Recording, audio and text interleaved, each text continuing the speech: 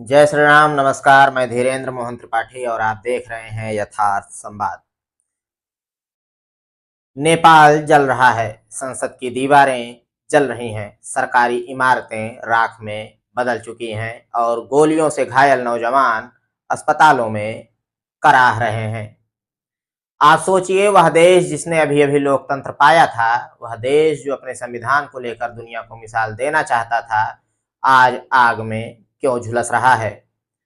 और हमें यह भी सोचना होगा कि इस संकट से भारत को क्या सीखना चाहिए, क्योंकि जो तस्वीरें नेपाल से आ रही हैं उनमें कहीं ना कहीं हमारा भी भविष्य छिपा हो सकता है। नेपाल ने 2008 में राजतंत्र को खत्म किया और लोकतंत्र की राह पकड़ी।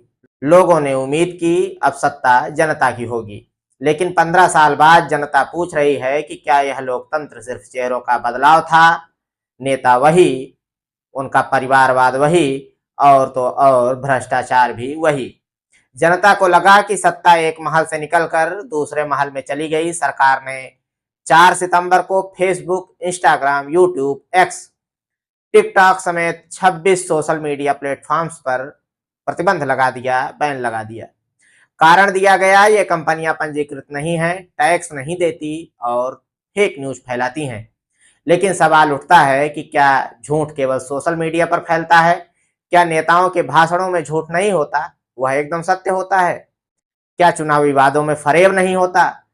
जनता ने इसे साफ समझा, यह उनकी आवाज दबाने की कोशिश है, और जब आवाज दबाई जाती है तो वह चीख बन जाती है। नेपाल की 60% आबादी युवा है, लेकिन बेरोजगारी दर 20% से ऊपर। लाखों युवा खाड़ी देशों और भारत में मजदूरी करने को मजबूर हैं। उन युवाओं ने देखा कि नेताओं के बेटे बेटियां महंगी गाड़ियों और विदेशों में घूम रहे हैं, पढ़ लिख रहे हैं और राजनीति में विरासत से प्रवेश पा रहे हैं।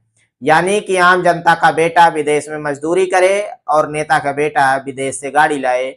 यह गुस्सा सोशल मीडिया बैन से फूट पड़ा। युवाओं ने कहा अब बस।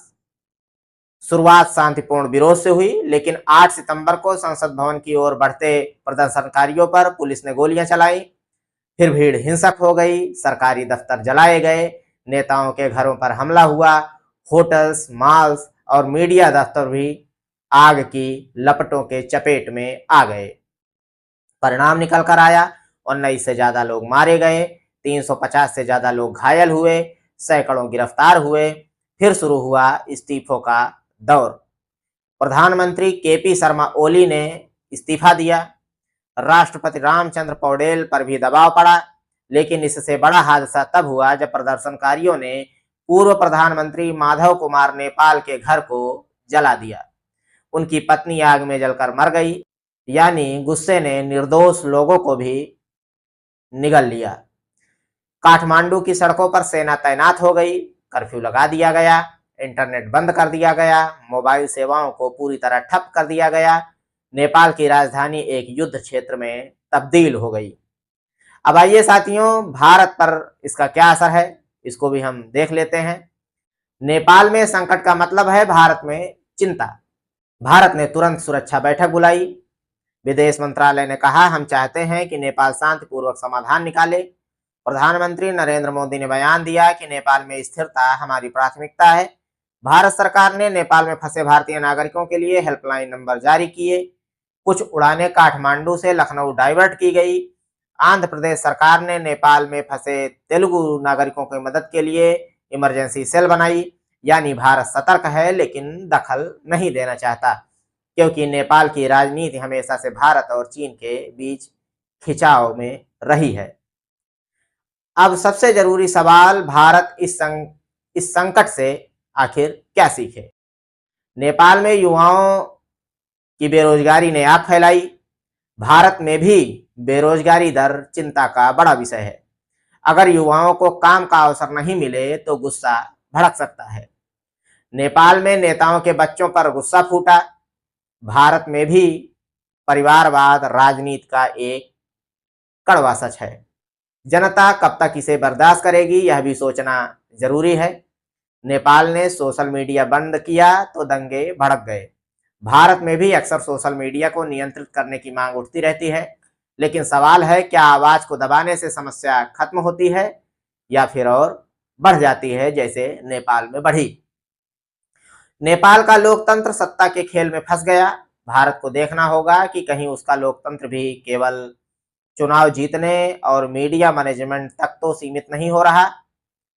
नेपाल सरकार ने संवाद करने की बजाय गोलियां चलाई, डंडे बरसाए।